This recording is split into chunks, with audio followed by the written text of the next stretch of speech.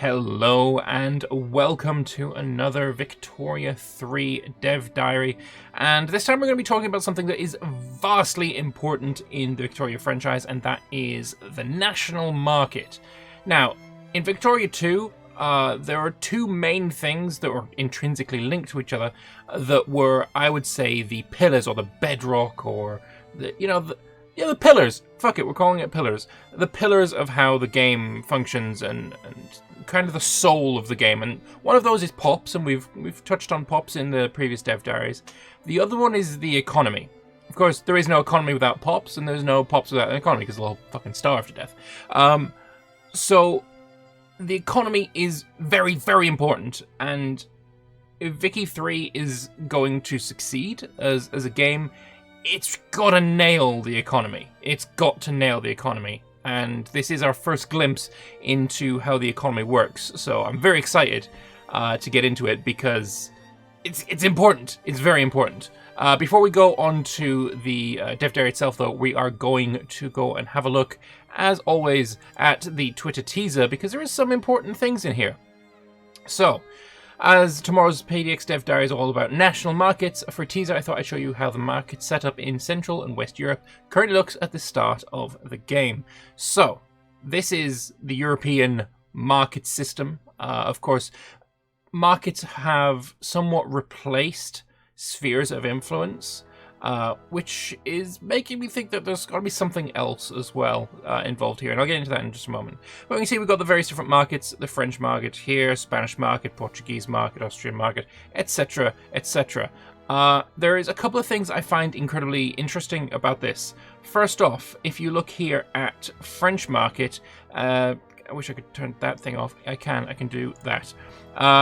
If you look here at the French market, their influence, or market influence I should say, is extending into here, which I am going to assume is the state or the province of Nice.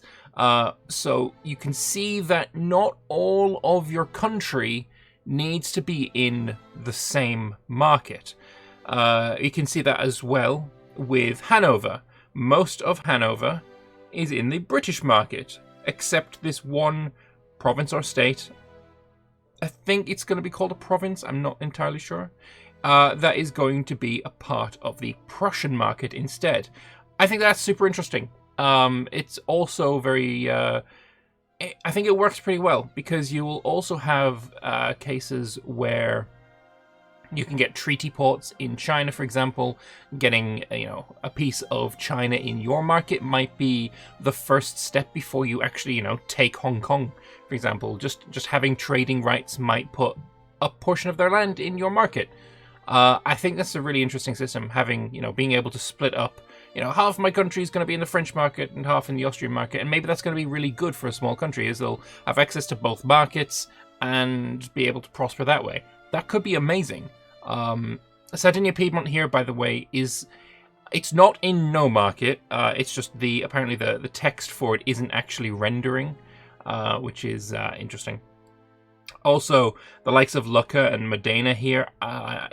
Parma, I think this is going to be the Parma's market, because this is the color of Parma in the in Victoria 2. So I think that's what that's going to be. We can see that Norway and Sweden are both part of the Swedish market.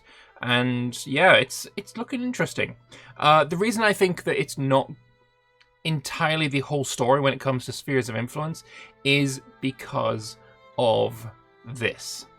This area of land here, Bavaria, Württemberg, and Baden, all start in the vanilla game, in Victoria 2, inside the Austrian sphere of influence. Whereas now they are part of the Prussian market because of something called, and I don't recall what it's called, the Zollverein, that thing. So they're all starting inside the Zollverein Prussian market, but still they should somewhat be under the Austrian sphere of influence. So I'm thinking this may be a hint that there are multiple things going on when it comes to markets and spheres of influence. We can also see, if you zoom in just enough, that there are these marks on the map, these little black lines, and these are going to probably be the state boundaries. And now, I didn't do this because that's a lot of effort, but somebody over on Reddit has created this map, which is basically coloring in all of the state boundaries that they can see. The green ones they are certain of, the red ones are, I guess, just guesses. So this is the presumed state level, province boundaries, I guess. And there's some interesting ones. Hopefully this is going to be split up further. The Spanish area seems not enough. Honestly, I think a lot of places are going to be split up a lot further. It would be quite nice if that was the case. Especially, France, Britain I could see being split up a bit more. Maybe a line across there. Spain, as I said, I would like to see like the Balkan area be split up a little bit more, because if you think about, a burgeoning Italy that is grown and has taken all of Italy, and maybe it wants to go down this Dalmatian coast, having to go so far into Croatia to get it is a bit iffy, and I don't think anyone would really enjoy that. So hopefully there's going to be some more further divisions. Of course, even if this is perfectly correct, I don't think it is the be-all and end-all. I think there is going to be quite a bit of... it's work in progress. It's work in progress. So there'll be changes made before the game comes out. But yeah, I think it was just interesting to show the various state boundaries. We can also see, especially if we look at the British market here, the Midlands here is a lot lighter than the rest of the country, and the best guess that we have so far for why that is because of infrastructure. If the Midlands here has not got enough infrastructure to participate well in the British market, then maybe it's a lighter colour, perhaps. That is the best guess we have so far. I don't know if that's true or not. I really don't, but it's a good guess, I think.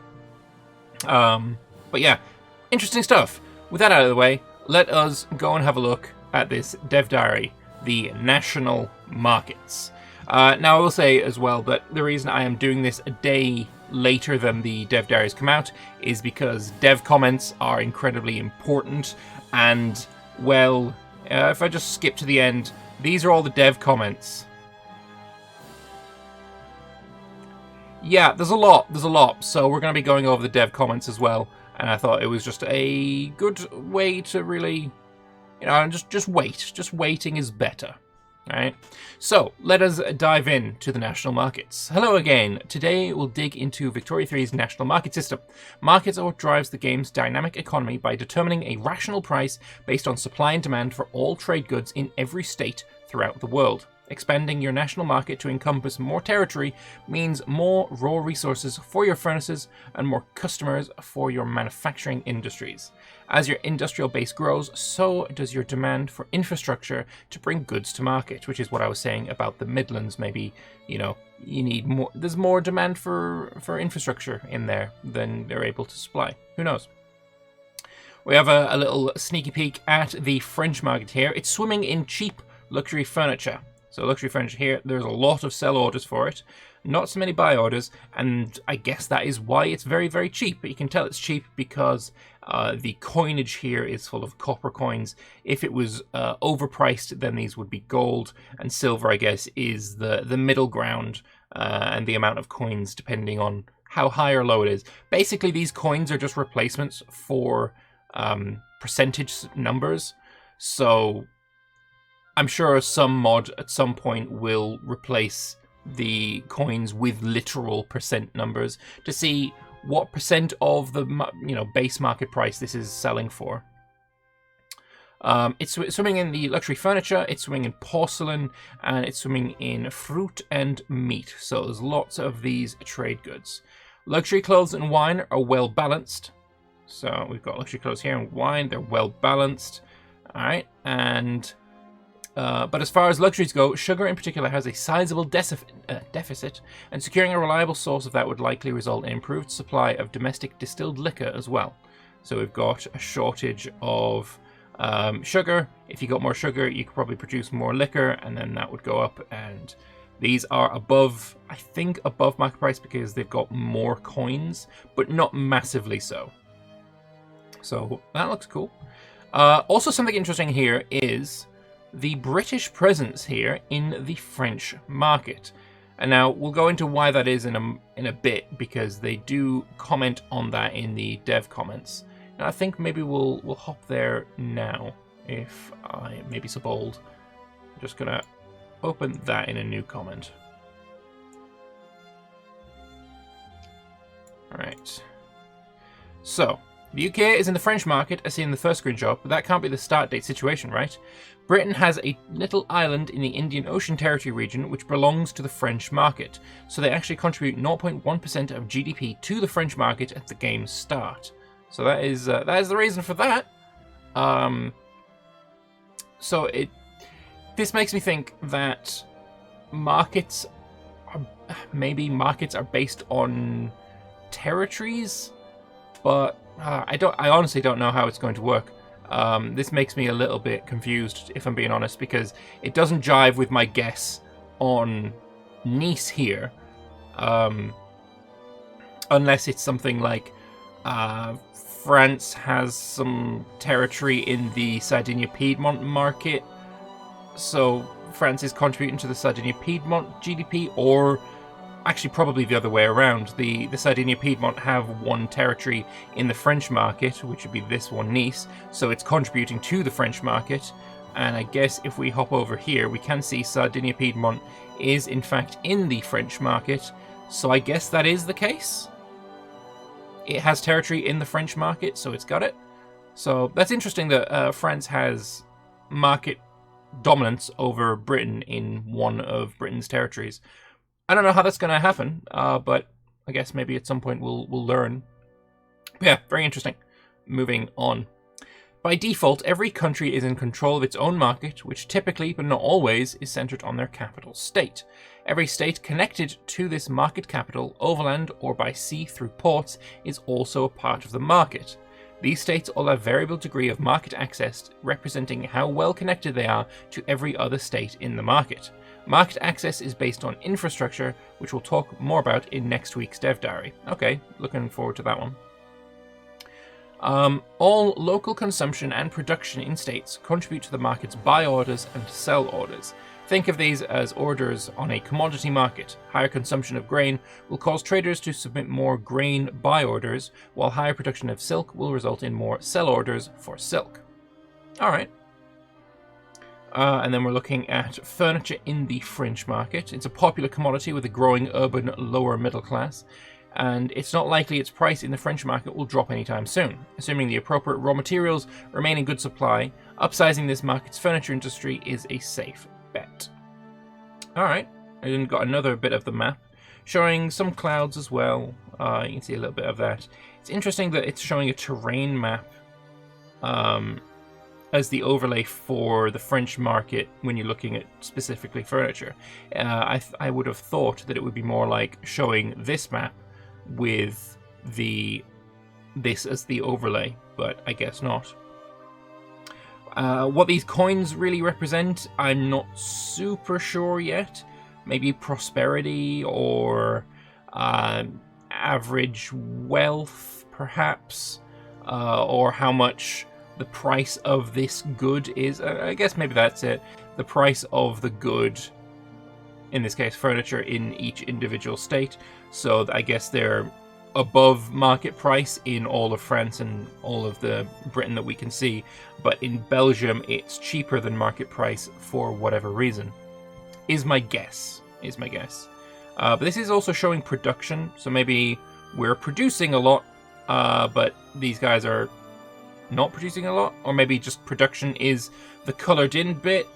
Belgium is also making furniture, so maybe that's why their furniture is cheaper. There is a lot really to try and glean from this. It's going to be interesting to finally get our hands on it for sure. But that's okay. That's basically where I'm thinking it is now. Production is the colored in bit. The price of the items is the coins. So in all of France and all of Britain, furniture is very expensive. There is cheap furniture in Belgium, so maybe try and get them into your market so you have access to cheap furniture. That could be the case. Alright, lovely. Moving on.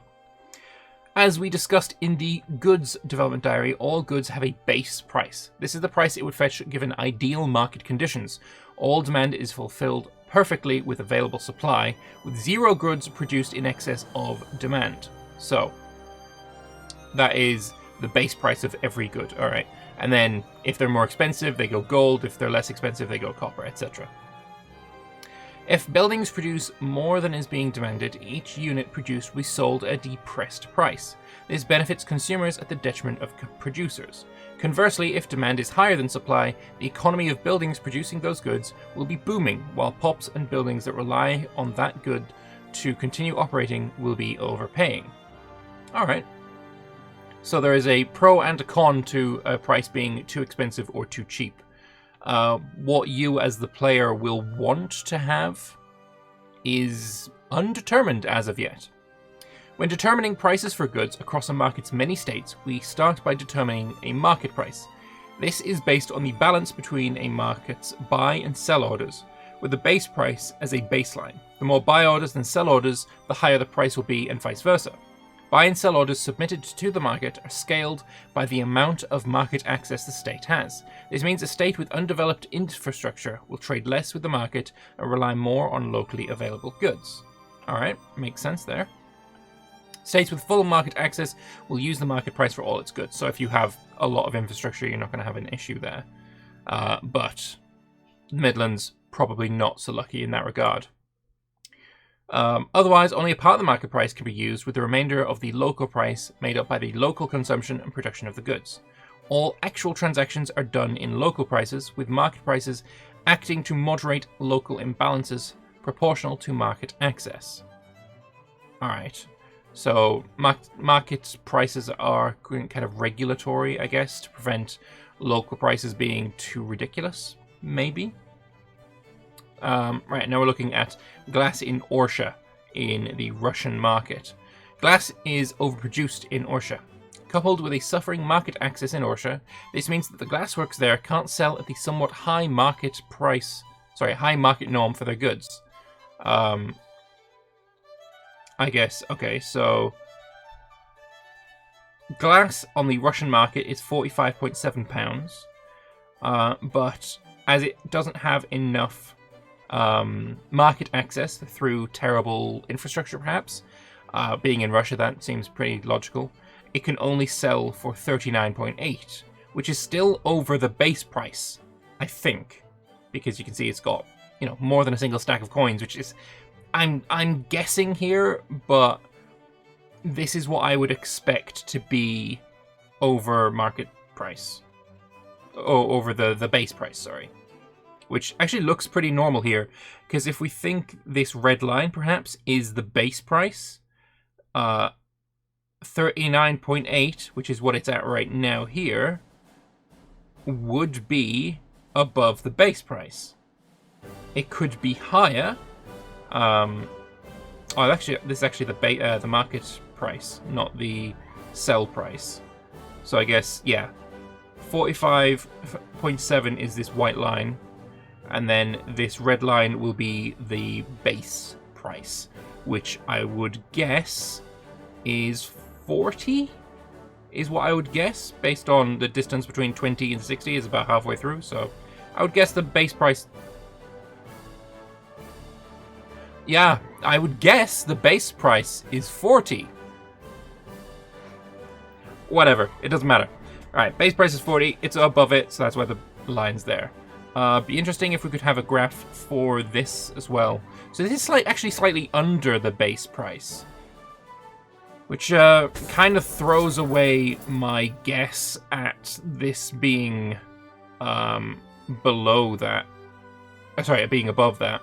More than one stack of coins is not above base price.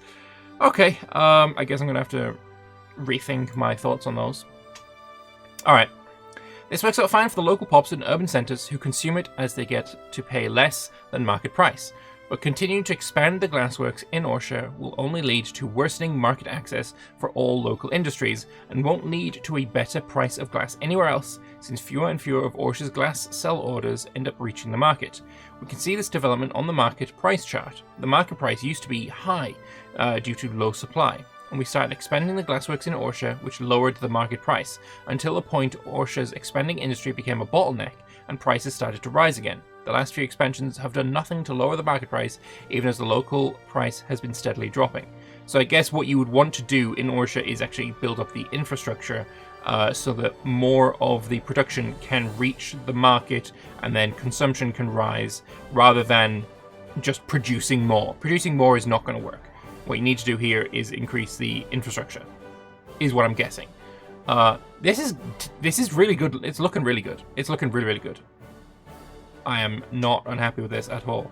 Alright, if an oversupply becomes large enough, which is what we've got here, the selling price will be so low producers will be unable to keep wages and thereby production volume up unless they're receiving government subsidies. But oversupply is not remotely as bad as when goods are grossly undersupplied, which causes a shortage.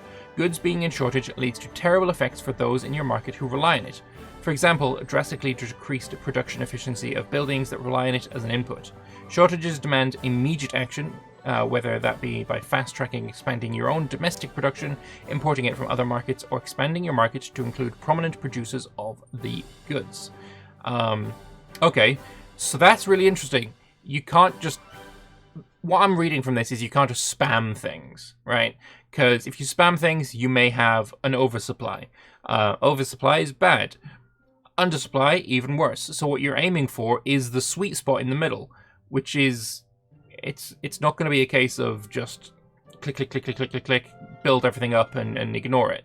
Because then you may go to oversupply. If you do too much oversupply, they'll stop making a profit and then start, sacking their workers. Workers that get sacked will have militancy, or whatever the equivalent is in Victoria 3, and you'll have problems. So it is a balancing act. Like, the economy is more delicate and more nuanced than just green line go up, get stonks, So yeah, there is more to it than that, and that is really, really nice to see.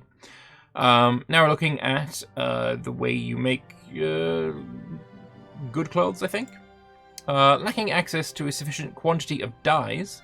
There's not enough dyes here, although it'd be nice to see how much dyes you really need.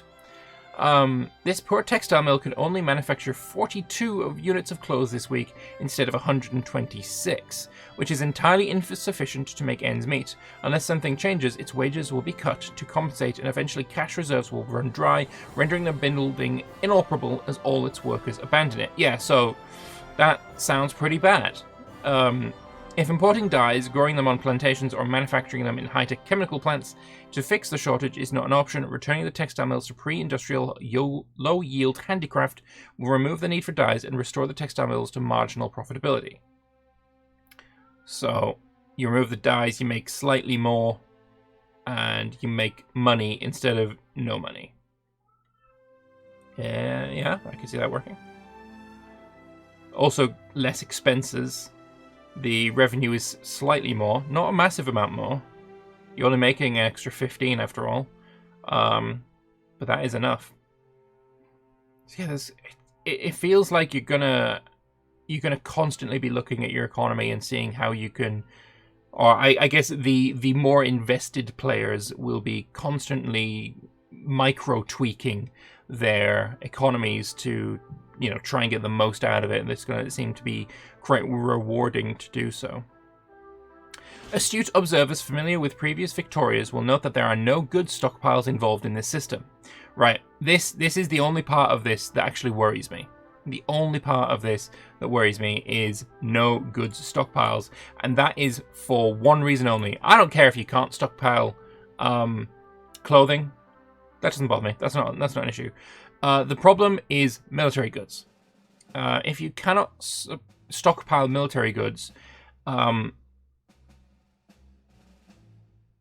that's an issue. In multiplayer, having a big stockpile of artillery, canned foods, ammunition and such was kind of essential because it kind of determined who was going to win the war between even sides. Because after a certain point, you're resupplying new troops to get back on the front line, and if you don't have the goods to resupply them, well, you're fucked. You lose. But even not in multiplayer, right? Even in a single player scenario, where the sides aren't even, what happens when you need to mobilize? Because if there is no stockpiling, say you're making enough goods to supply your army of 100 divisions. What happens when you mobilize and you have 1,000 divisions, like say you're Russia or something? Can you supply those troops? I don't think you will be able to, because no one is going to be able to increase their supply by tenfold in the click of a finger. It's not going to happen. The only way that you can work with mobilized troops is to have a stockpile of weapons and goods and ammunition and all that ready for them when you click mobilize. Having to upscale your production to meet the new demand, which is so obnoxiously higher than the previous demand, is completely unfeasible. Completely unfeasible. So that is what has got me very worried about this system. I do have my reservations about how that is going to work, for sure. And I would go into the dev comments to make it's not going to be a problem, but I haven't seen anything about that. So yeah, we'll see. So no good stockpiles. In the predecessor game, a single unit of goods would be produced, sold, traded, perhaps refined, stored, and ultimately consumed, with global price development determined by how many units are inserted into or removed from the world's total supply. In Victoria 3, a single unit of goods is produced and immediately sold at price determined by how many consumers are willing to buy it at the moment of production. When this happens, prices shift right along with the actual supply and demand, and trade between markets is modelled using buy and sell orders. This more open economic model is both more responsive to sudden economic shifts and less prone to mysterious systemic failures, where all the world's cement might end up locked inside a warehouse in Missouri. Any stockpiling in the system is represented as cash, for example, through a building's cash reserves or a country's treasury, or as pop wealth, which forms the basis for standard of living and determines their level of consumption. You can't shoot gold coins out the end of a barrel made of silver coins. Cash is not enough of a substitute for military goods. It just isn't. It just isn't. I could accept fully no stockpiling of any good, but not for military goods. They are too key to warfare, and just briefly, the idea that warfare is not going to be a thing in Victoria 3, or that it's going to be an incredibly abstracted, regional, we just put troops there and the AI is going to handle conflicts and stuff, is complete garbage and it's not going to be a thing. So I don't buy that at all. It worries me. This specifically worries me.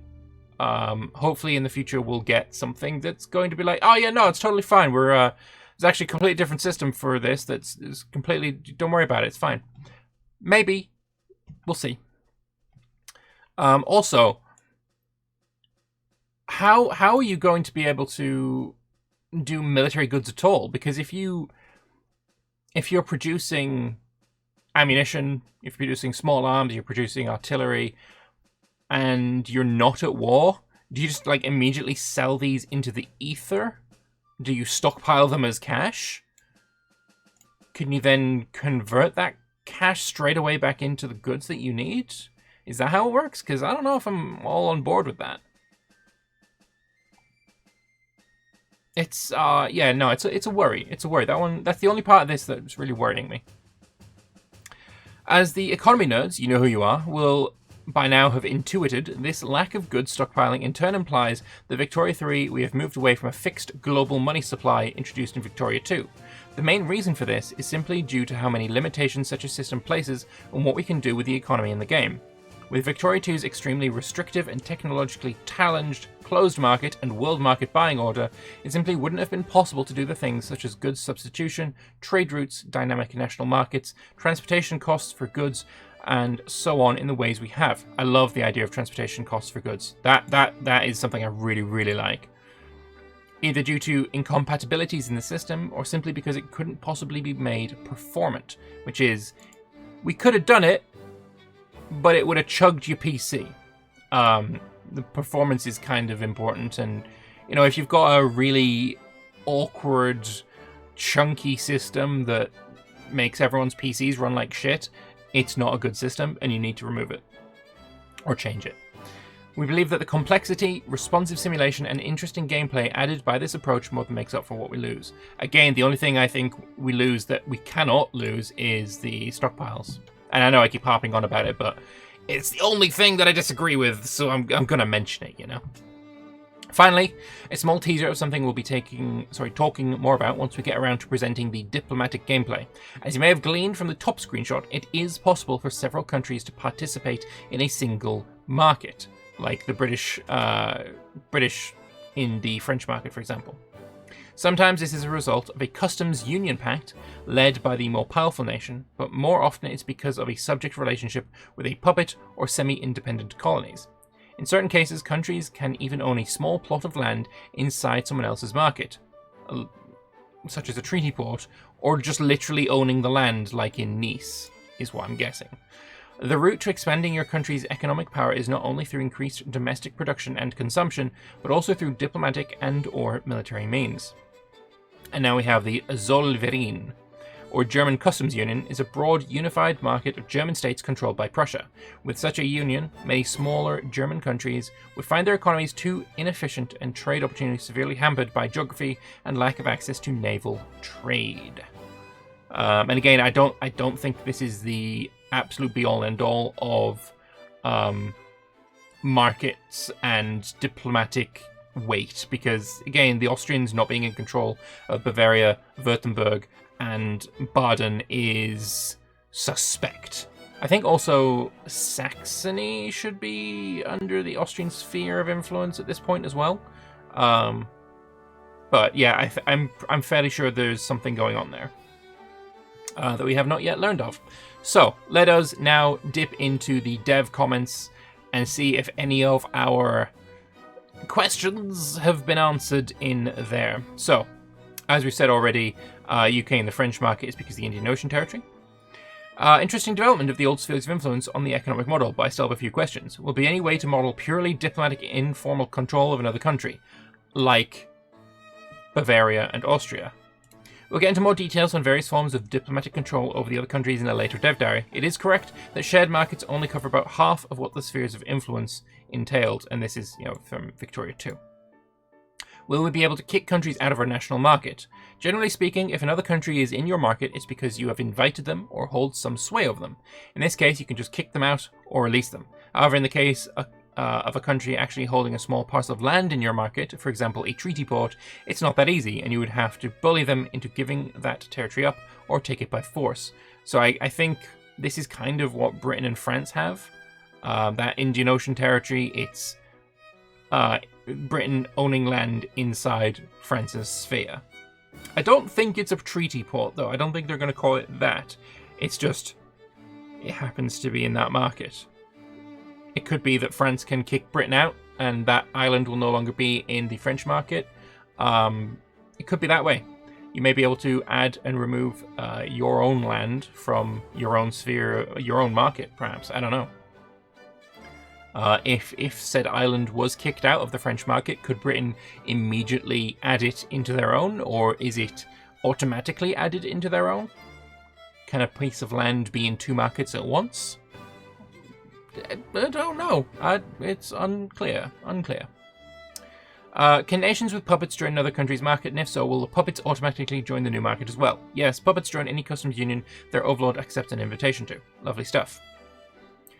How do you come up with the base prices? Is there ever a situation where they can change? Base price setting is more art than science, but generally speaking, luxuries have higher base price than staples. Manufactured goods cost more than resource goods, and high-tech goods cost more than low-tech goods. So it's basically not a case of any simulation or maths going into, the prices go up and down. No, it's just, yeah, we think that this can cost this much. And then testing to see if the results of we think this can cost this much makes sense.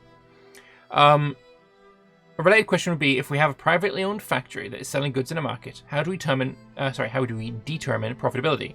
So if the good was selling for £50 and wages and materials cost 40 to produce, is that satisfactory? I don't know if I'm describing my question correctly, blah, blah. If a building sells goods for £50 and pays 40 for materials and wages, the shareholders of that building are able to make £10 in dividends. All money earned and spent is divvied up between POPs, buildings, and treasury in accordance with conditions like wage rate, laws, and so on. One thing we've struggled with, but found what we think is a very good solution for, is how to signal to the player without whether a particular building is good or not, given that everything benefits someone. Yeah, low prices benefit someone, high prices benefit someone else. The solution we settled on is to determine a productivity factor for each building, which is equal to the amount of money each employee generates per year on average, not including wages and dividends, etc., and then compare that productivity factor to other buildings worldwide, both of the same type and across all types, to translate it into a health factor. As a result, you can see at a glance that one building generates £1.9 per employee, while another generates £7.1, and that the first might be good for its type, perhaps a subsistence farm, while the latter could be better for its type. Perhaps it's a steel mill that's falling behind tech-wise compared to other steel mills worldwide.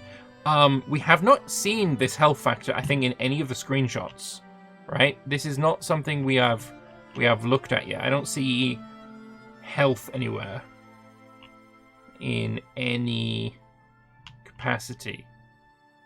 It would be nice to have that. Maybe it's under the usage tab. Who knows? Yeah, we have not seen that yet. But it'd be nice to see that information. Next question. Does this mean that only goods which the player initiates trading for can be bought by POPs in a market? In real life, a very small country will still have access to all the same goods as any other. But if that is the system, won't you have one state miners having drastically reduced access to different goods because they only produce a few domestically and you are artificially limited in how much trading you can do? Alright, POPs could theoretically attempt to buy goods that are not produced or traded to a market, otherwise there'd be no demand for goods. But in practice, the POPs will substitute most of their demand for unavailable goods for locally available ones that can be used to fulfill the same need. Like, we want luxury clothes, but there's none in the market, so we're going to buy regular clothes. Is it possible to remove yourself from a market, like, for example, India removing itself from Britain and becoming its own market? I mean, you'd probably want independence for that, sure. It depends on why you're in the market to begin with. If you're in a customs union you agreed to of your own volition, you can simply leave it. If you're in a market controlled by your overlord, you will need to gain independence or change status to a subject that's permitted economic autonomy to gain control of your own market. No import and export? There is, but in another dev diary. Will it be possible to stockpile military goods? Here we go. Would it be annoying to lose a war because of market mechanics? Welcome to Victoria. No, that's no. That's not welcome to Victoria. If you lose a war because of market mechanics, it's because you didn't do the stockpiling. Having everything, war most definitely included, being inextricably linked to market mechanics is a major design pillar for us. No, you cannot stockpile military goods. Fuck. Which means you better hope to have a good gold reserve and either a solid domestic arms industry or reliable trading partners to ensure you don't experience overpricing or shortages of military goods. You need to run your army at peak efficiency right as you're marching on the enemy capital. Not good. This is not good. This is actually kind of awful. This is the worst thing that I've read in a dev diary so far. Yeah, no, that's not good enough. It just isn't. As far as, like I said, what happens when you mobilize? You're immediately placing. You've gone from say you have an army, you have your divisions. And you are supplying, you've balanced your economy so that you have a supply of 100%. Say you go even further, right? And you are oversupplying. So you have 120% supply of your armies. That 20% is getting turned into gold. Fine, whatever. Then you mobilize, and your army quadruples, quintuples, sextuples in size, because that's what fucking mobilization does. It gives you a ridiculous amount of extra troops. You're not going to be able to supply them. You're just not going to be able to supply them. So you're expecting your arms industry to immediately go into absolute overdrive, and you will have a critical shortage of the goods that you need.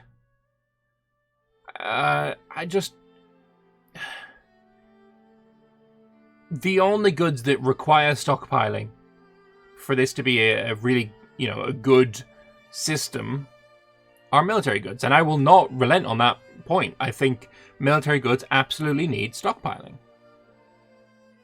And, hand-waving that away with welcome to Victoria, I'm sorry, it's just not good enough. It just isn't. This is not something I like at all. I hope they reconsider. I really do. I think even just making it for military goods and everything else can, follow the same pattern of you make too much, it gets, discarded as money. That'd be fine.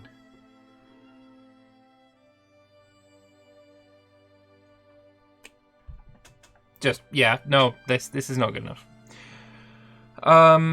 Accommodate here saying, I may be done, but I don't understand from this picture why the price is lower than the base price. Is there a tooltip when hovering over the 26.8%? Alright. I assume the price is reduced by the ratio of production to consumption, so without the market, it would be reduced down to 30% or maybe 60% if it's not 1-to-1. But we only apply 26.8% of that reduction. I don't see this explained in the screenshot unless it's hiding in some tooltip. Similarly, how do you know that the mill should produce 126 unit of clothes? This is what I was wondering. It's producing 42 instead of 126, but there's nothing here saying 126. Does it say so in the tooltip or another part of the window? Maybe it would be better to write out as 42 out of 126. I like that idea. Same goes for the amount of dyes needed. So 15 out of blah, blah, blah. I like that.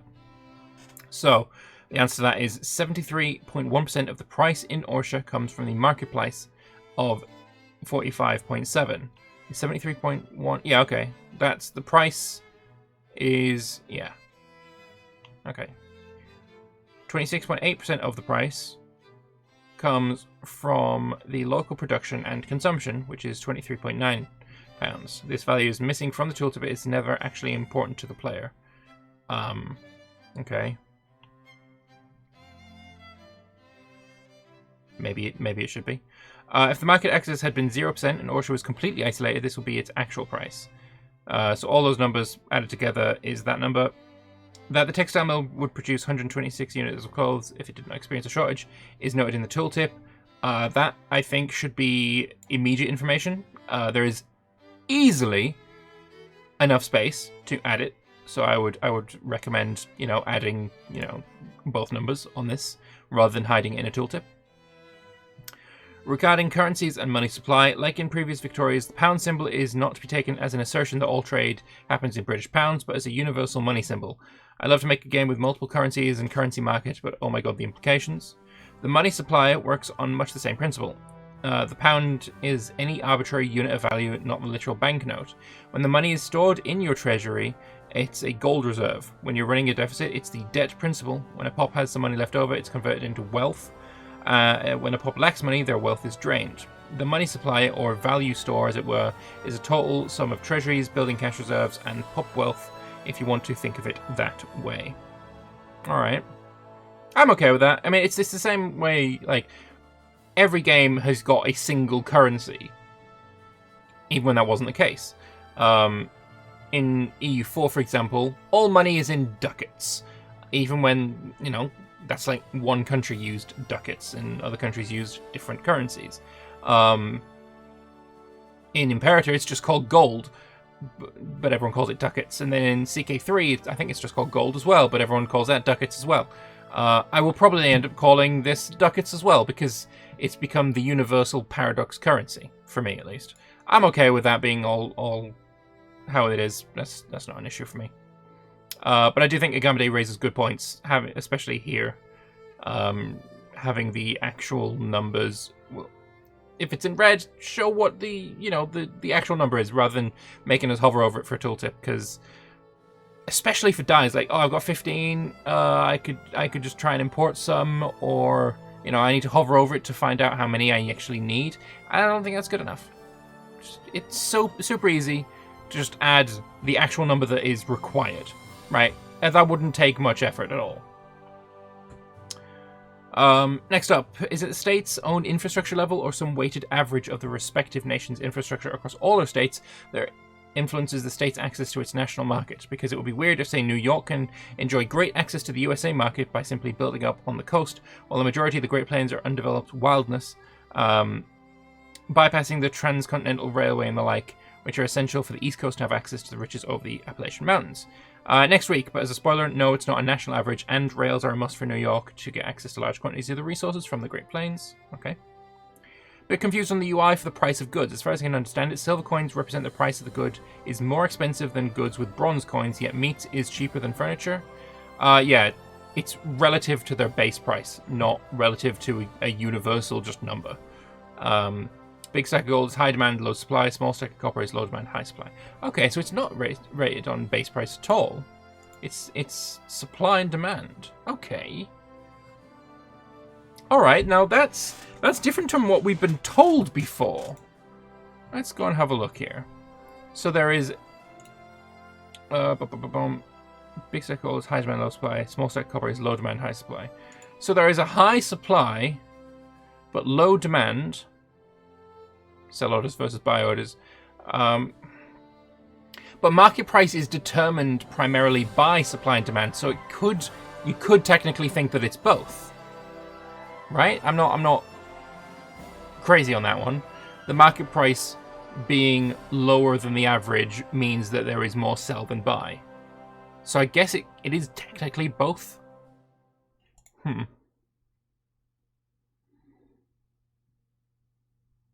But that's changing the way that I think of it. It's definitely something to think about, for sure.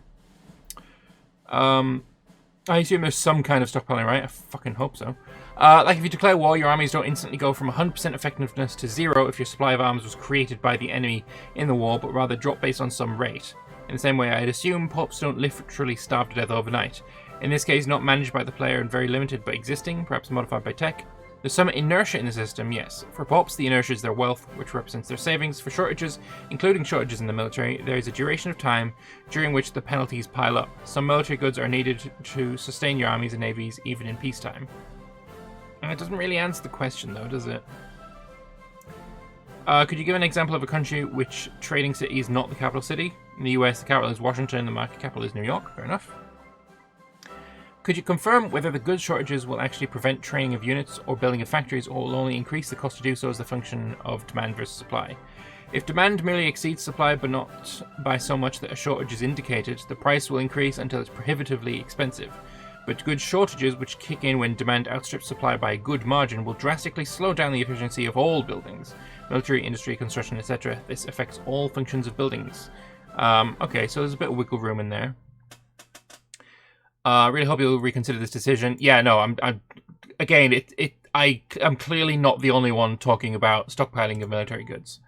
And I also agree. I really do hope they reconsider, because I think just on a base level, I think it's a really terrible idea. I really do. I'm not going to beat around the bush about it. I make these videos to tell my opinion, and my opinion is that not being able to stockpile goods is a really bad idea.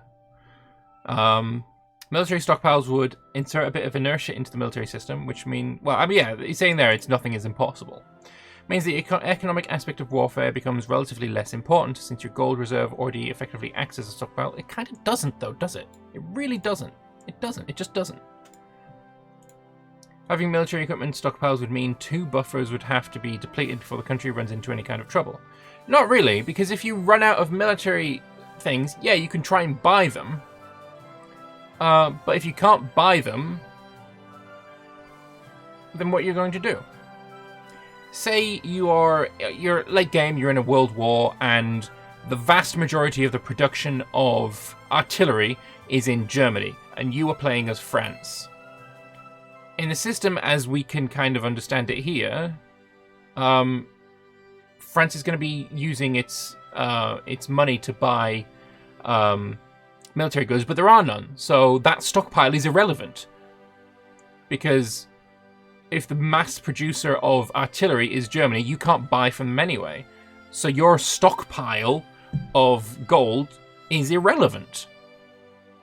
However, if you, before the war, have kind of understanding that war is coming, are making a huge stockpile of artillery, then that is a buffer that will drain, while the gold is completely, not draining because there's no goods to buy.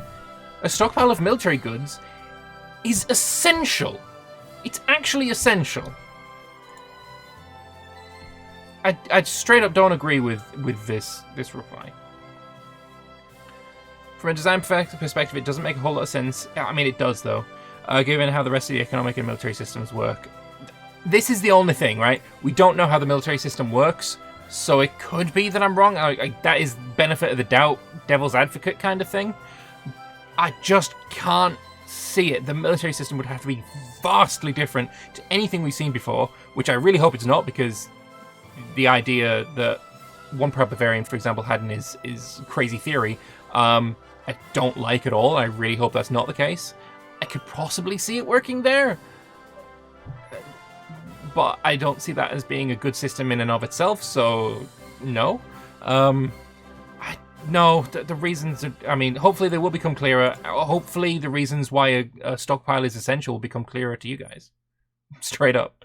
I don't agree. I just cannot agree. This sounds like it means when supply and demand of a good are in equilibrium, the price will drift towards the base price. I hope this isn't the case because, and the prices will not change when in equilibrium. If they did, then it seems like an equilibrium will never truly occur outside base price, since once it had, the price would start shifting, causing further shift in supply and demand. Given a certain amount of production, consumption, and market access, a particular price will be computed, which does not change while conditions remain the same. Prices don't drift, they are computed to an ideal value. The behavior is crucial to achieve the level of connection between cause and effect we're aiming for. There are plenty of other aspects that drift in response to prices, but prices themselves do not. Yeah, I don't really agree with this guy. I'm fine with having a base price. Like, one thing I could see is that greed could be modeled, and prices could go up based on artificial supply shortage. Like, for example, diamonds in real life. In real life, diamonds, there's a fuck ton of them. There's just fallen out of mines. There's just an absolute crap ton of diamonds. But the perception is that diamonds are very rare, and therefore supply is perceived as being very low, and therefore price is high. This is completely artificial and a created shortage, an artificial shortage, to keep prices high.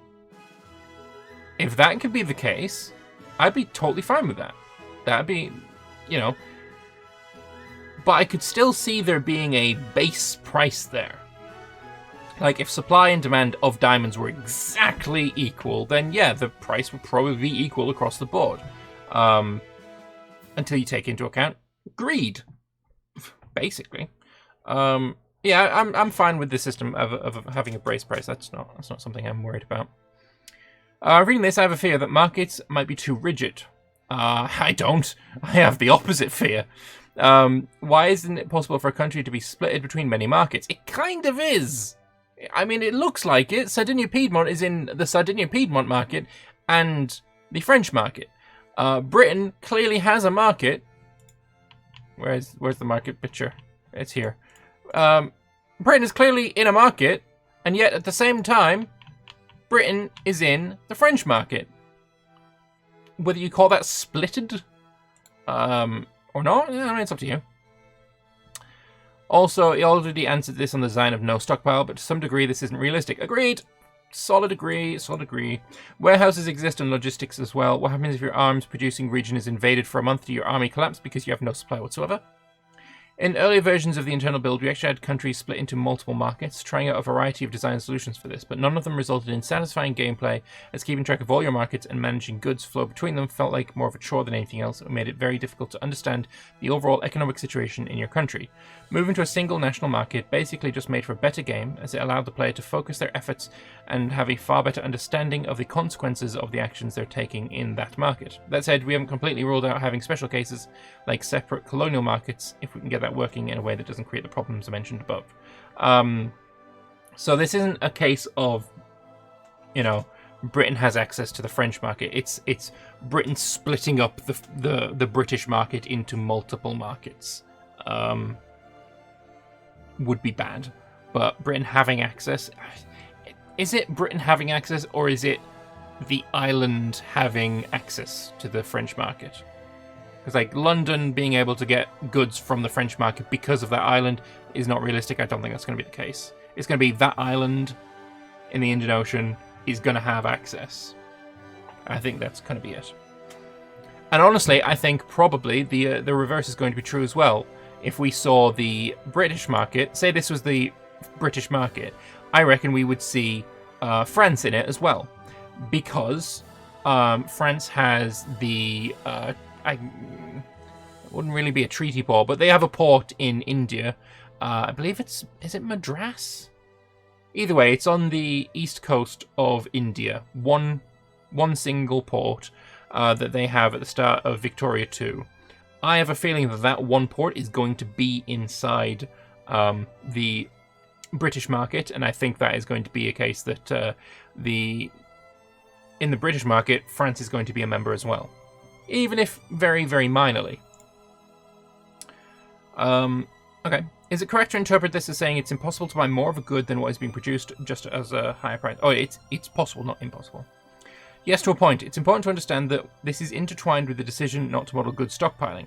If more goods are bought than sold at a comparatively higher price on week 42, some of these goods changing hands might have been produced at week 41, 27, or 6. In the real world, farms only have a few harvests per year, relying on granaries to ration the excess, doling out their supply out over time in order to maximize their profits. Same also goes for other industries to different extents, depending on factors like shelf life, quality, technological obsolescence, being at war, etc.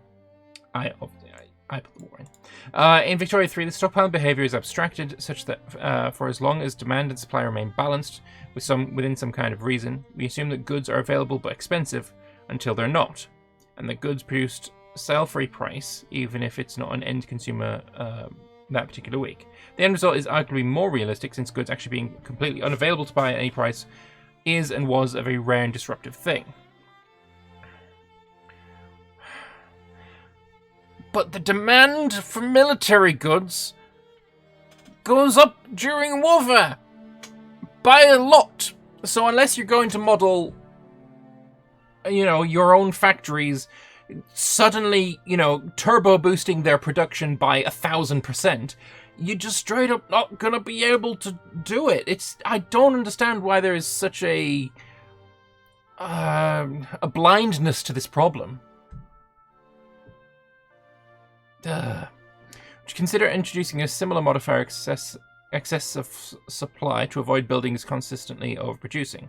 There's no need for it, since overproducing buildings will be operating on such low margins that they can't afford to pay their workers, who as a result will seek better employment elsewhere, which decreases production naturally.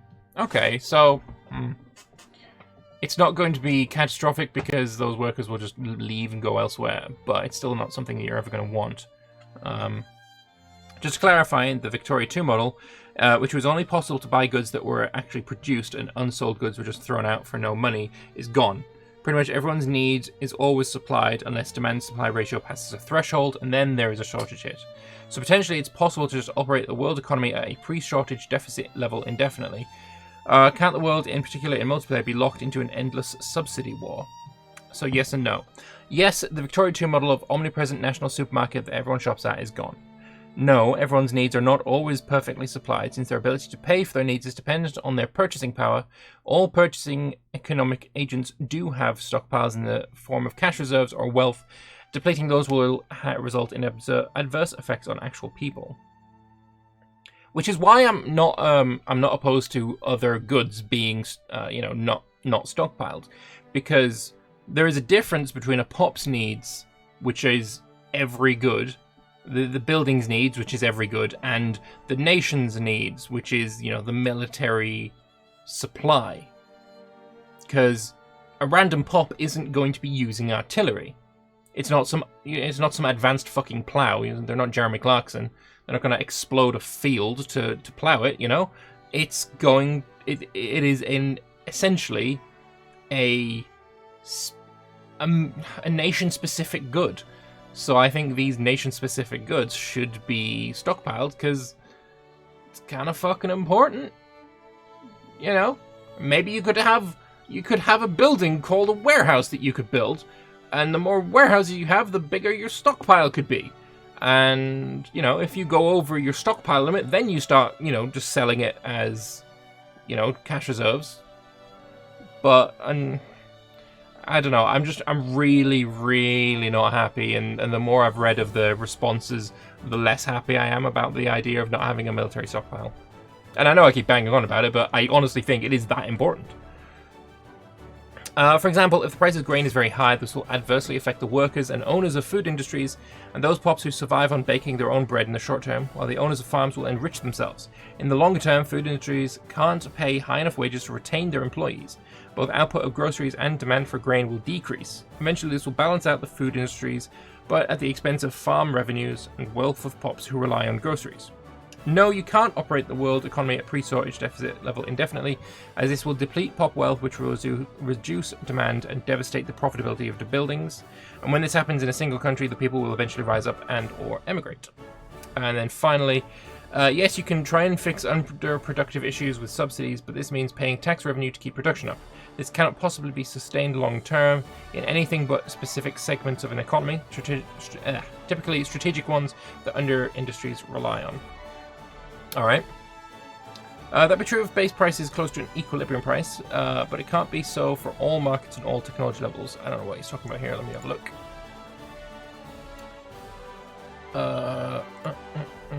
He is... Oh, he's replying to no need for it. Operating on such low margins. Okay. It'd be true if base price goes to the equilibrium price, but it can't be so for all markets and all technology levels. If the base price is enough to keep pre-Bessemer steel mill barely profitable, it should generate a huge margin for the EAF mill. I don't know what EAF means. So EAF will be able to cope with constantly insufficient demand and low prices and still pay decent wages, or am I understanding the system wrong? Apparently you got it right. Yes, pre-Bessemer steel mills are barely profitable, prime candidate for subsidizing if you want to be an early steel producing power, while late game steel mills can be very profitable indeed. However, those late game steel mills also require expensive input goods as well as more qualified and higher paid employees. By that point, a decent economy would have seen average wages inflate quite a bit compared to 1836. Since buildings compete with each other for workers in what is considered a decent wage, changes over time, and high potential productivity of late game steel mills can only be realized with access to cheap advanced input goods. I like that. That looks good. Alright. Clarify, a situation where machine tools good produce, let's say, 10 units. Demand is 20, assuming it's below shortage threshold, but the world can operate as if 20 units are actually produced, for as long as the buyers can afford high prices. I'm especially interested in the case of the state, since state can have very deep pockets, but are 10 or 20 units actually available?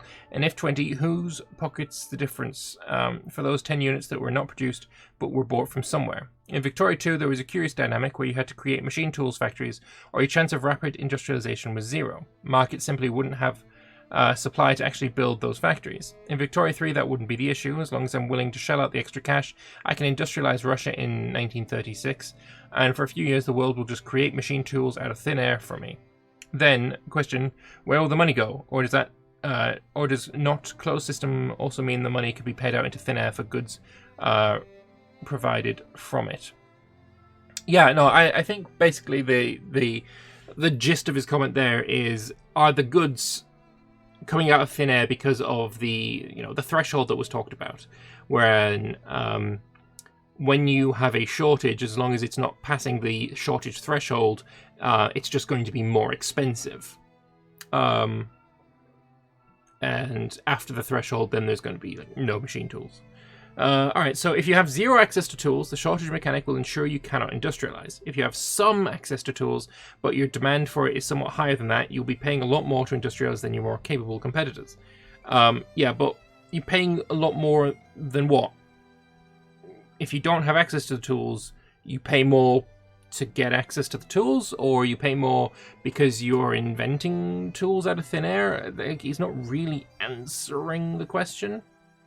The premium you're paying for tools will go to your tool-producing industries and the pops who own them.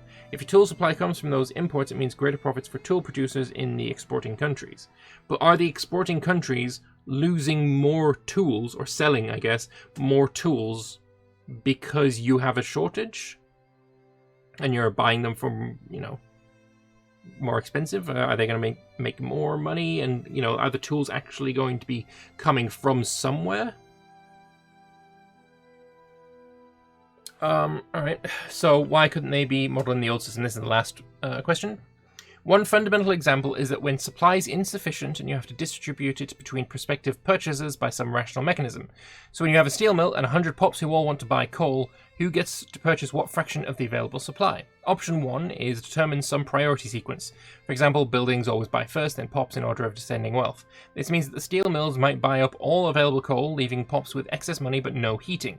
Pops start dying, the players decide to wait until the price of coal increases due to low supplies, such that their steel mills have failed, so pops get access to the supply, or close and destroy their steel mills temporarily until they can secure their coal supply. Or if pops buy first, steel mills get no coal and close down, therefore causing pops to lose their jobs so they can't afford to buy coal, leading to a cycle of different agents in the system failing and or downward spirals. Furthermore, with sequential purchasing that depends on the outcomes of the previous purchase, we cannot multi-thread the logic. Hard priority buy sequences like this feel artificial and cause frustrations where players ideally want to control the distribution top-down with sliders, which of course is both fiddly and nonsensical from an immersion perspective. Yeah, that's a shit option. Number 2, have a trade manager split supply proportionally between purchases based on desired purchasing amount. This is the rational decision since it can be both multi-threaded and doesn't lead to systemic cyclical breakdowns. However, when combined with a good substitution feature, such as a trade manager would have to balance two parameters, availability and price, across a number of different permutations to make a single rational purchase decision that maximizes the yield for potentially tens of thousands of agents. That seems like it's going to be pretty heavy on the PC. There may be some cool math that can be applied here, but none of that we can instrumentalize such that it can reliably execute several times per second. There's already a computationally difficult problem. Now insert local price conditions based on infrastructure and market access, how much the market's allotment of coal compared to oil should a farmer in Michigan get to buy when Michigan only has 75% market access, but coal is produced locally. With an open economy where stockpiles are abstracted into price conditions, we all have purchases resolve on their own thread and tally up to a total combined price. If the price is too high for some of the purchasers to sustain it in the long run, their own economic conditions will deteriorate and demand will decrease. This means we can approach equilibrium over time by each economic agent doing their own thing rather than trying to compute an optimal distribution between all agents given a multitude of variables that all influence each other. Alright. So basically this is the system that works best. This thankfully is not on about the stockpile, Stockpiles can still fit in this system. I guess this is more talking about why base prices aren't working as they expect them to. We can go and have a look at that. It would have been possible to do things such as good substitution trade routes, dynamic national markets, and transportation costs for goods, and so on the way we have either due to incompatibilities in system design or simply because it couldn't be made performant. Okay, yeah, no, that makes sense. I'm okay with this. And that's the end of the bloody comments. Holy shit, that was a lot. There was a lot of comments, for sure. Let me just see if there haven't been any more added since I last looked. Considering there's 2 pages. Definitely more than usual. And that's the last one. Alright. So, that was the Vicky 3 Dev Diary. I'd like to know what you guys think, because that was heavy. For me, I can see why people are a little bit distraught over, having a base price. That doesn't bother me at all. I think that's absolutely fine. For the stockpiling of goods, I am fine with it being for every good in the game, but not military goods. I think military goods have to be a thing that you can stockpile. Just is. I'd probably also add like coal into that as well. If I was going to be trucking it, what would a state stockpile? Then I would say having a state stockpile of coal is probably something that would occur. What else? Probably iron or steel or whatever. But yeah, having coal especially, because then you can, if you run out of coal while at war, you can't operate your ships. Oil, in the late game, you should be able to stockpile oil. Absolutely, you're gonna have to stockpile oil. Holy shit, that's gonna be important. Like at the moment, this system seems like in the late game for say you've got cruisers and you know they're using oil to power themselves around. In Victoria 2, if you did that and you didn't have the oil, your cruisers would eventually, you know, start attritioning to death. Personally, I'd have preferred it if you didn't have enough oil, they just couldn't move. But effectively, they couldn't move because if you move them out of port, they would attrition and then they'd sink. I'm not sure. I mean, I honestly, I can't see a way that I wouldn't want to have stockpiles be a thing. I still think stockpiles of certain goods are essential.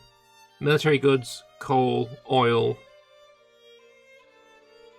I can see steel being a part of it, but I can also see it not being hand-waved away like the rest of it.